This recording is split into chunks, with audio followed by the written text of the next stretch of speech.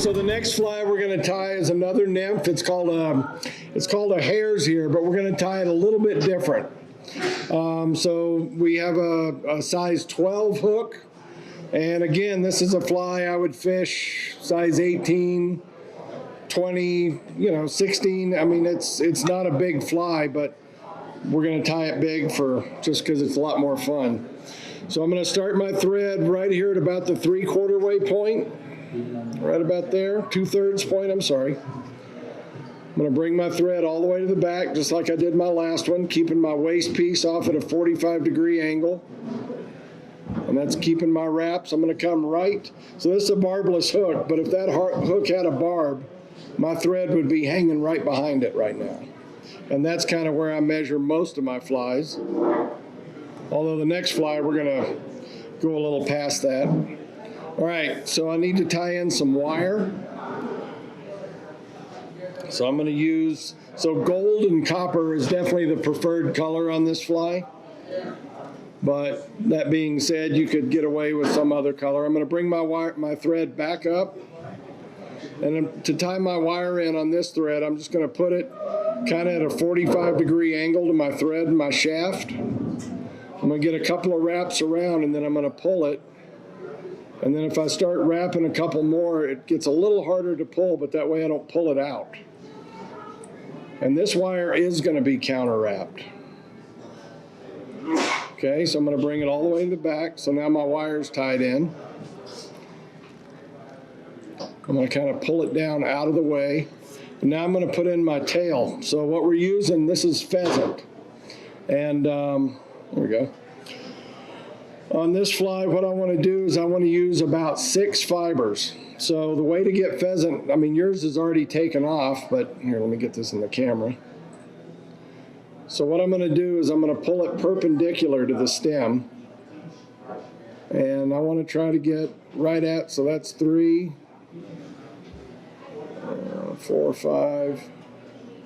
You could go a couple of more. It's not that critical, but when you're sitting down tying a lot of flies, if you do everything the same way, you'll get very uniform looking flies. 5. Okay, so that's 6 fibers. And if I pull them off perpendicular, then my tips even up. And then I'll just hold them right at the base and snatch them off. So now I have my clump of 6 pheasant tail fibers, and you notice on this end I've got that connective tissue from the stem. Let's go ahead and cut that off.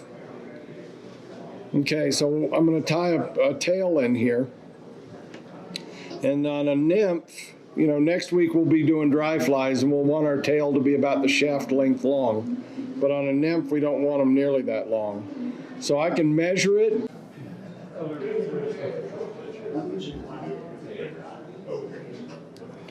Okay, so that's a nice little tail length.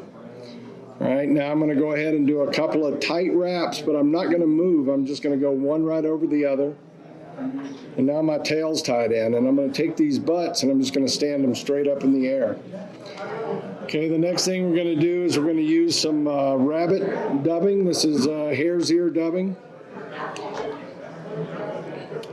And with dubbing, more is less. So what I'm going to do is I'm going to pull my thread down. I'm going to take just tiny bits and wrap them on. Okay, and I want to build up a body. I don't want this body to be too thick, though. I find that they fish better with slimmer bodies than thicker bodies. I'm just creating with tiny bits of dubbing. Don't try to put too much on at once. And just try to get an even noodle.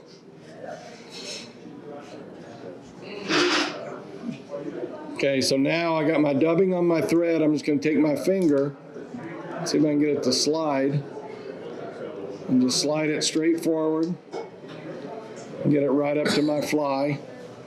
And I'm going to pull this this pheasant tail back, and I'm going to start my wraps. And I want to build a little bit of a taper. I want a little bit of shape. Okay, So that's about the 2/3 point. So that's as far as I want my body to go. And then I'm going to take this pheasant tail.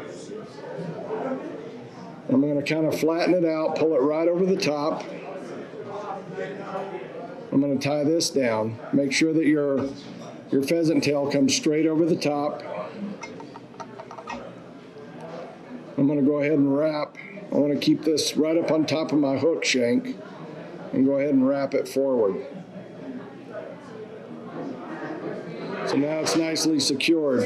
All right, so now on this fly, I do want to counter wrap because I want you know, with the thread wraps, my wire's not going to disappear down into the thread much, but it will disappear down into dubbing. And I also want to put some strength on my pheasant. So I'm going to bring it over the other direction and palmer it up.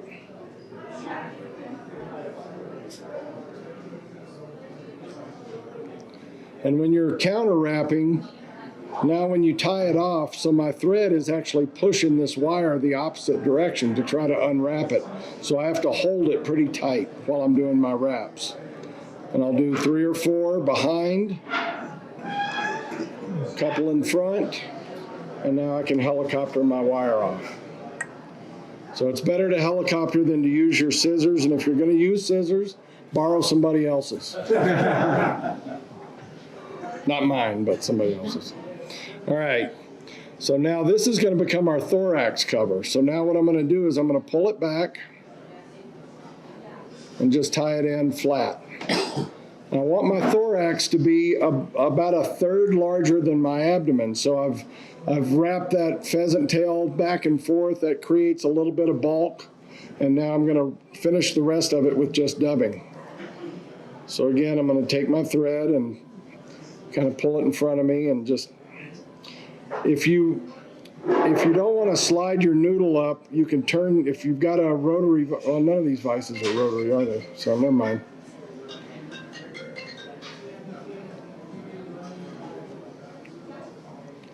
So if anybody needs to buy a vise, the vise that Mike Bowers has down at the end of the table, we get a really good deal on those through the club. They're normally a couple of $250, and we get them for like $160 or something like that. Wasn't that how much that cost? With shipping, I paid you $157. Okay. And then the vices that you have in front of you, we get for, I think, $50 for the one with the cam lock, and then the ones with the screw we get for like $40. So. Or if you want a Nor vise, talk to Dave or I and spin it out. So really, when you get into fly tying, you really should just go out and buy the most expensive things because you're going to end up having them anyway, and you'll save all that money buying the cheap stuff. That's very true. It is true.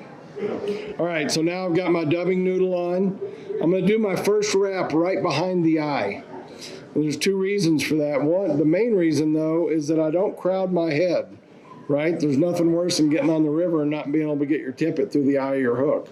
So if I do my first wrap there, I'm sure to not crowd that eye. Okay, and I'm going to bring this up. I'm going to bring it back down, and I'm going to end up, I'm going to do a couple of wraps right behind the eye to kind of clean it up. And now I'm going to bring this pheasant tail over. And I want it to be nice and flat, so just use your finger and kind of flatten it out. And I'm going to tie it down right behind the eye, 2 wraps. I'm going to stand it up and do a couple of wraps underneath. And then I'll go ahead and whip finish here.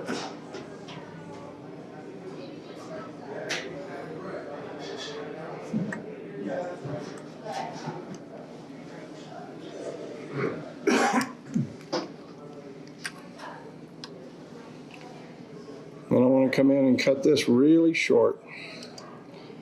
Okay, and that's a finished pheasant tail.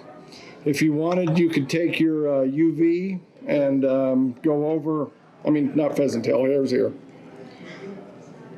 Take a little bit of UV cement, and you can go over your thorax cover a little bit.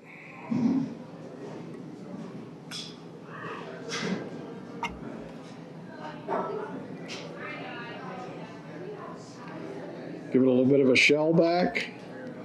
I can use some UV on my thread wraps and make it tighter. You can also use just head cement,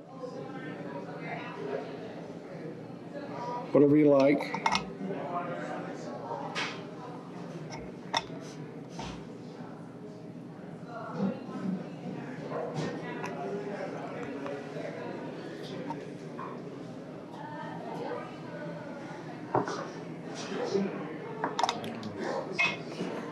And that's a hair. Oh, the other thing to do when you're finished, if you guys have a Velcro brush, which I'm pretty sure you do, I can come in underneath and really bug this thing up.